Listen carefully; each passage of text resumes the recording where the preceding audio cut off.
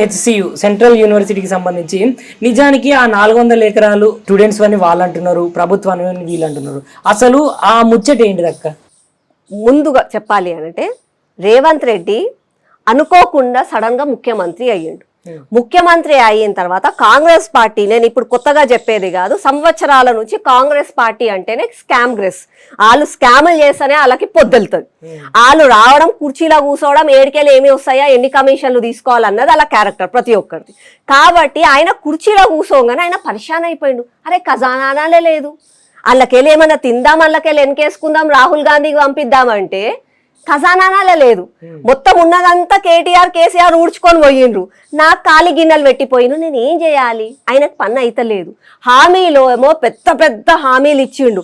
ఊరూరికి పోయి నీకు అది ఇస్తా, నీకు 2500 ఇస్తా, 4000 ఇస్తా, స్కూటీ ఇస్తా, తులం బంగారం ఇస్తా, 15,000 ఇస్తా, నిరుద్యోగ భృతి ఇస్తా, నువ్వు అడుగు, నీకు ఏదంటే అది ఇస్తా, అది కూడా 100 రోజులల్లా అని అన్నాడు. పైసలు లేవు, నీళ్ళు ఖజానా నీళ్ళు. జీతాలు కట్టడానికి అప్పులు చేతులు చాపితే అప్పులు ఇస్తలేరని చెప్పి ఆయననే ఒప్పుకున్నాడు. ఇక ఏం చేయాలి? అమ్ముక తినాలి. నా దగ్గర 4 ఎకరాలు ఉంటే మా తాత 1 ఎకరం అమ్మిండు, మా అయ్య 1 ఎకరం అమ్మిండు, నేను ఒక 2 ఎకరాలు అమ్ముతా, నా కొడుకులు అడుక్క తినాలి అన్నట్టు అయిపోయింది ఈరోజు. అప్పట్లో మనం పెనం మీద ఉంటే ఇవాళ వచ్చి మనం పొయ్యిలో పడ్డాం.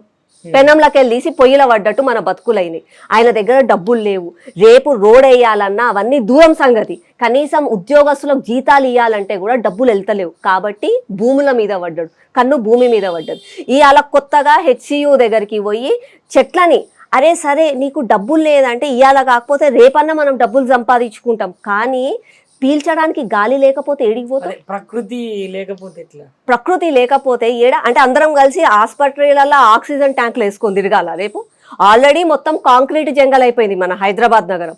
ఇంకా ఉన్న చెట్లని కూడా నువ్వు తీసేసి అక్కడ జింకలని, నెమలిలని, పాములని, అంటే ఇన్ని రోజులు హైడ్రా పేరు మీద పేద ప్రజల ప్రాణాలు కొలగొట్టినవు. ఇవాళ హెచ్సియు పేరు మీద ప్రాణులు అది కూడా తీసుకొని పోతూ ఉంటే అసలు నువ్వు ఏం చేయాలనుకుంటున్నావు? నువ్వు ముఖ్యమంత్రి ఎందుకైనా? ప్రజాపాలన అంటే ఇదేనా అని చెప్పి నిజంగా కూడా సిగ్గుచేటది.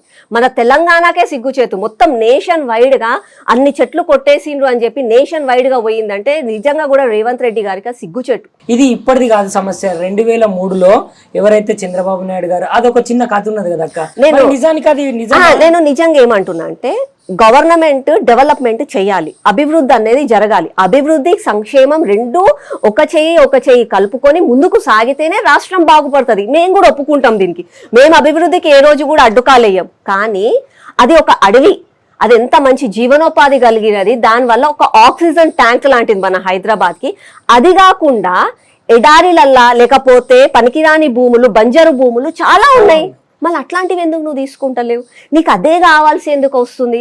ఆ రోజు కేటీఆర్, ఇవాళ కేటీఆర్ హెచ్సియు కాగానే పెద్ద వీడియోలు పెట్టి మాట్లాడి ఏవో పెద్ద మాట్లాడుతుండు. కానీ యాదిరిగుట్ట పేరు మీద అన్న నేను మీకు చెప్తున్నా, ప్రజలకు అందరికీ యాదిరిగుట్టను చూపించిండు.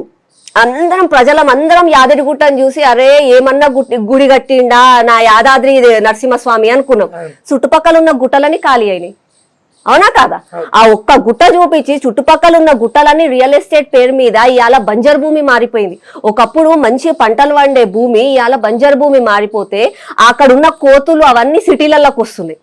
అంటే ఆ రోజు ఆయన చేసేనేమో న్యాయము, ఆయన చేసే చమత్కారం, ఇక వేరే వాళ్ళు చేసే అన్యాయం అన్నట్టు ఈ రోజు రోడ్డునెక్కి వీళ్ళు తప్పు చేస్తున్నారంటే ఇద్దరు దొంగలు ఊర్లు పంచుకున్నట్టుగా ఆయన సగం ఆయన తినిపోయిండు, ఇంకా మిగతా సగం నేను తిని పోతా. తర్వాత 5 ఏళ్ల తర్వాత ఎవరు వస్తారో నాకు తెలియదు, ప్రజల బతుకులు మాత్రం చేతిలో చిప్పలు పెడతా అన్నట్టు. కేటీఆర్ గారు ఏమంటున్నారంటే కేవలం ఇది 400 ఎకరాల సమస్యనే కాదు, 2000 ఎకరాల సమస్య కూడా ఉంది.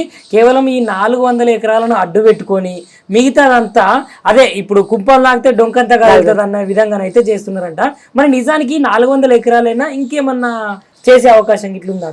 నాకు తెలిసినంత వరకు ఖజానా నిల్లు ఉంది, చేతులు ఆడతలేవు, డబ్బులు లేవు, ఉన్నాయి లేని అమ్ముకొని తినాలి, ఉన్న 5 సంవత్సరాలు ఏదో ఒకటి సాగదీయాలన్న ప్లాన్లో కాంగ్రెస్ నాయకులు ఉన్నారు.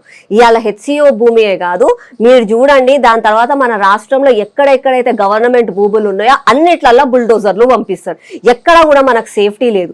అతనేమో అప్పుల పాలు చేసి మన చేతిలో బిచ్చము ఎత్తుకోమని చెప్పి ఒక చిప్ప పెడితే ఆ చిప్పను కూడా లాక్కొని మీరు ఏమన్నా చేసుకోండి అనే టైప్ ఈ రోజు రేవంత్ రెడ్డి మారిండు. కాబట్టి ఇద్దరు కూడా ఆలోచించుకోవాలి. ఒకరి మీద ఒకరు నాటకాలు నాటకాలు చేయడం కాదు, ఓటేసి గెలిపించిన ప్రజలకు న్యాయం చేయాలని చెప్పి నేను మీ ద్వారా వాళ్ళని కోరుతున్నాను. షేర్ చేయర్రి, లైక్ చేయర్రి, సబ్స్క్రైబ్ చేయర్రి, మర్చిపోకుండా గంట సింబల్ అయితే ఒత్తురులా.